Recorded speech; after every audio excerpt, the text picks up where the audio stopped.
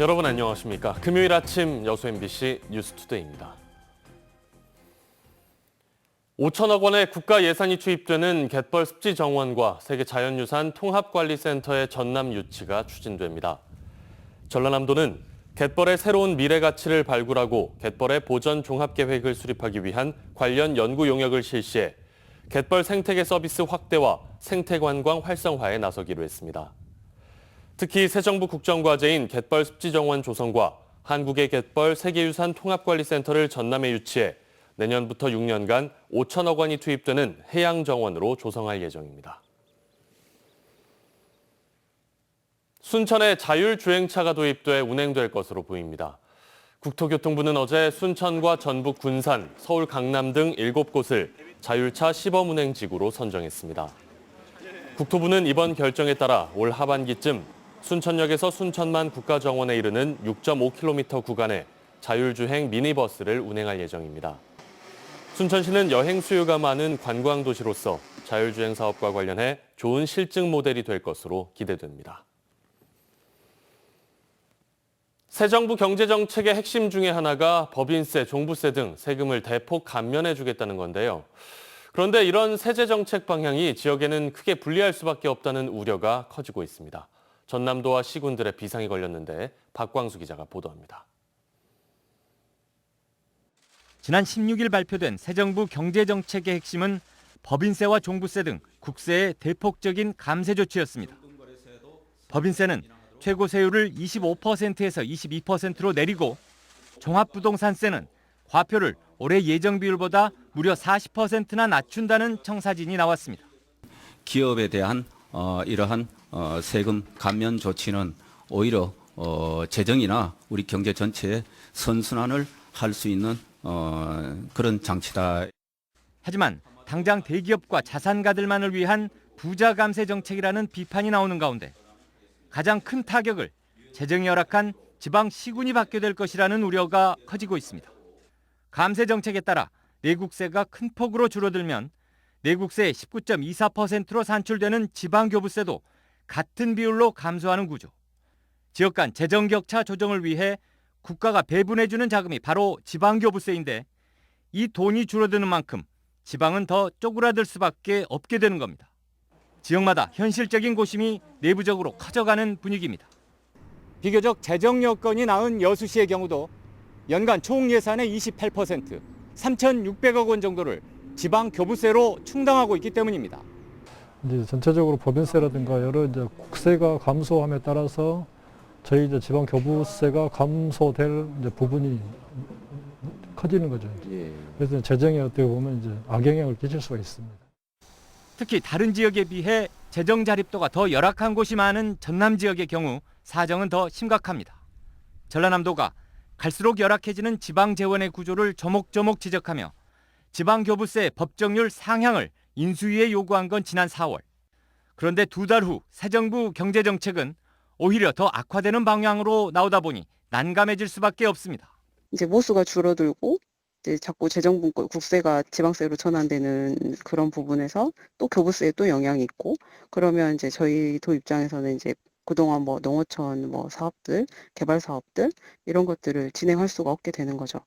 감세와 민간주도, 작은 정부라는 새 정부의 정책 기조가 지역 간 재정 불균형을 더 악화시킬 것이라는 우려가 확산되는 상황. 문제의식을 공유하고 파급 영향을 세밀하게 따져보기 위한 지방정부 간의 적극적인 연대가 시급합니다. MBC 뉴스 박광수입니다. 광양시가 시민들의 참신한 생각들을 시정에 반영합니다. 광양시는 2022년 제안제도의 일환으로 오늘부터 오는 30일까지 시 SNS를 통해 간단한 댓글만으로 제안에 참여할 수 있도록 한 주제 있는 한 줄 제안을 받습니다. 시는 이번 제안 주제는 1인 가구 지원을 위한 정책 제안이고 다음 달 중에 심사를 거쳐 선정된 우수 제안에 대해 제안심사위원회에 상정해 보완 과정을 통해 시책화할 예정입니다. 광양시가 지난 4년여 동안 인구 증대 시책 추진에 공을 들여왔는데요. 특히 정주 환경 개선을 위한 공동주택 확대 공급 사업에 주안을 뒀습니다. 나름 이게 성과로 이어지고 있는데 김주희 기자의 보도입니다. 공양성황 도이지군의 1140여 세대 규모의 한 공동주택. 이 공동주택은 지난해 10월 입주가 본격적으로 시작돼 현재 91%의 입주율을 기록하고 있습니다. 시는 전체 입주 완료 세대 가운데 21%가 관외 전입 세대로 파악하고 있습니다. 광양시는 지난해와 올해 입주가 시작된 관내 8개 지군의 4,800여 세대의 공동주택 가운데 전체 10%가량이 관외 전입 세대로 분석하고 있습니다. 지역마다 약간의 특성이 있는데 이제 그 경남하고 접경한 지역은 한 7, 8% 수준. 그리고 광양읍하고 또 브랜드 아파트일 경우는 약간 20, 30% 정도의 어떤 실적이 있었습니다. 이렇게 광양시는 지난 4년여 동안 정주 환경의 개선을 통한 인구 유입을 유도하겠다는 전략을 세우고 공동주택 공급 확대 사업을 추진해오고 있습니다. 현재 시공 중인 공동주택만 15개 단지에 1,500여 세대에 이르는 등 오는 2030년까지 39개 단지에 27,700여 세대가 들어설 예정입니다. 이런 부분들이 이어지면 이제 그에 따른 수요 기반한 맞춤형 그 시책을 발굴해서 이제 수요자 맞춤형으로 시민들이 원하는 그런 어떤 정주 인프라를 또 추가로 구축을 하면 상당한 인구 유입 효과가 있을 것으로 그렇게 기대를 하고 있습니다.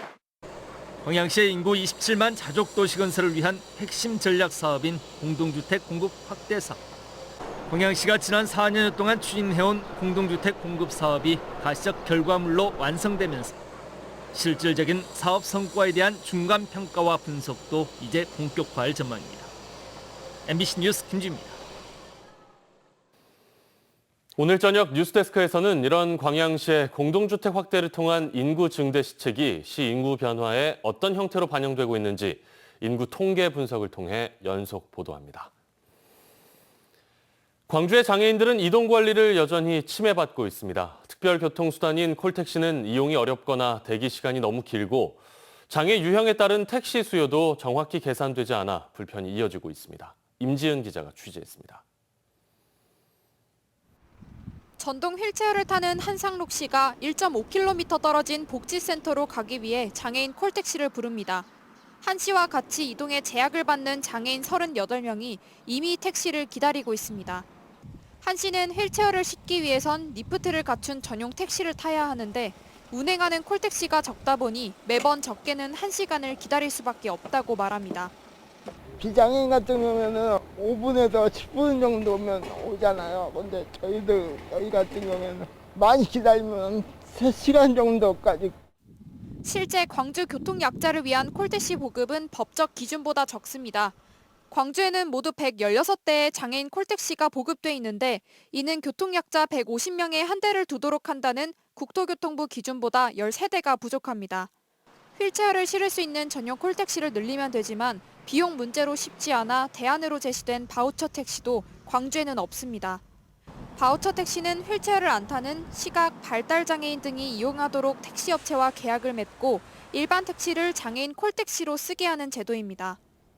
광주에는 콜택시 이용자의 70%가 휠체어를 타지 않는 장애인인데 대체 차량이 부족하다 보니 휠체어를 타는 장애인과 타지 않는 장애인 모두 불편을 겪고 있습니다. 휠체어를 태워야 되는 차량이 비휠체어를 태우다 보니까 휠체어 이용인들이 대기 시간이 늘어나겠죠. 휠체어 이용이든 비휠체어 이용이든 다 불편을 겪고 있는 거예요, 지금. 장애인 전용 콜택시는 2년 뒤 추가 도입해 법적 기준을 맞춘다곤 하지만 명확한 계획은 없습니다. 바우처 택시도 오는 8월부터 100대를 운영하겠다지만 상반기 목표로 했던 대수보다 50에서 100대가 부족한 수준입니다. MBC 뉴스 임지은입니다. 플라이 강원이 여름철 성수기 제주와 여수 노선의 항공기 운항을 증편한다고 밝혔습니다.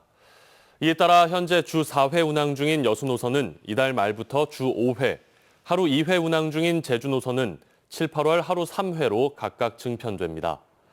플라이 강원 측은 여름 성수기 강원도와 제주, 전남 도민들의 항공교통 편의 제공을 위해 이번에 증편을 결정했다고 밝혔습니다. 끝이기도 시작이기도 한 호남선의 종착지 목포역에 미술관이 꾸며진 지 1년이 지났습니다. 작가들에게는 보다 넓은 전시의 기회를, 방문객들에게는 예향 목포의 첫인상을 심어주고 있습니다. 양현승 기자입니다. 목포에 도착하고 목포를 떠나는 발길로 분주한 목포역. 흙으로 빚은 예술 작품들이 손님들을 기다립니다. 지역에서 활동 중인 현대도예가 조용규 작가의 작품입니다. 작품을 이런 곳에서 많이 전시할 수 있다는 것만으로도 큰 영광이고요. 관람객들이 많이 방문함으로써 목포역이 미술관을 개관한 건 지난해 7월. 매달 한 차례씩 작품을 바꾸며 지역 작가 전시회를 이어오고 있습니다. 계절이 바뀔 때마다 봄, 여름, 가을, 겨울을 닮은 전시회. 목포 법정 문화도시 지정 기원 기획전까지 목포의 예술 의지를 선보여 왔습니다. 목포 토박이인 역장이 40년 기찻길 생활의 마무리를 앞두고 목포의 따뜻한 첫인상을 만들겠다며 시작했습니다. 어떻게 하면 목포를 더 잘 느끼고 갈 수 있을까 이런 이야기 하다 보니까 의외로 역 주변에 이제 예술가들이 많아요. 근데 그분들이 전시할 공간이 역에 있었으면 좋겠다. 호남선에서 유일하게 옛 역사를 사용 중인 목포역이 미술관이 있는 유일한 기차역으로 자리 잡고 있습니다. MBC 뉴스 양혜순입니다. 한국섬진흥원이 올해 찾아가고 싶은 여름섬으로 전국 15곳을 선정한 가운데 전남은 신안 도초도와 임자도, 완도 조약도, 강진 가우도, 진도 관매도 등 5곳이 선정됐습니다. 해수욕과 캠핑, 음식, 풍광 등 4개 여행 주제에 따라 선정된 이들 섬은 한국관광공사 누리집과 각종 SNS에 소개되고 있습니다.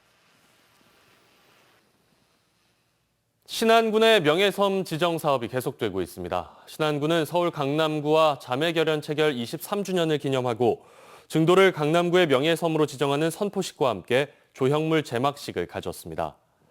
신안군 명예섬 공유 사업은 김대중 전 대통령의 고향 하이도를 노무현 대통령의 고향인 김해시의 섬으로 공유한 이래로 현재 8개 섬을 공유하고 있습니다.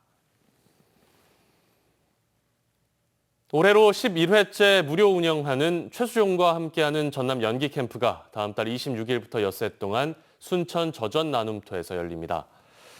전남 연기 캠프는 영상 제작과 연극, 뮤지컬 등에 관심 있는 중고생을 대상으로 최수종 씨가 특강하고 배우와 감독, 가수 등이 강사로 나서 단편 영화와 뮤지컬, 연극 작품을 직접 만드는 실습 과정을 지도합니다.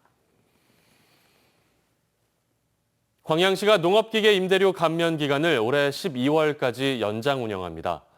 광양시는 코로나19 장기화에 따른 농촌 인력난과 농가 경영비 부담을 완화함으로써 농가 소득 증대에 기여하기 위해 이달 말로 완료되는 농업기계 임대료 50% 감면 기간을 올해 말까지로 연장 운영하기로 했습니다.